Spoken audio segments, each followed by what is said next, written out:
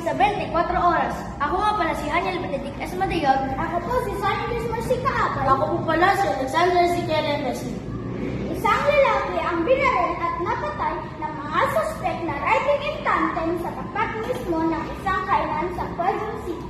Nagpapatuloy pa rin ang mga ang mga investigasyon ng mga otoridad. Ayon sa mga nakasaksi, ay biktima na si alias June, 35 years old, ay nasa labas lang ng kainan nang lapitan ng dalawang suspect na nakasuot ng itim na jacket at helmet. Walang habas na pinagputukan ang biktima na agad nitong ikinamatay. Narito ang ating panayam, si investigasyon ng kaso.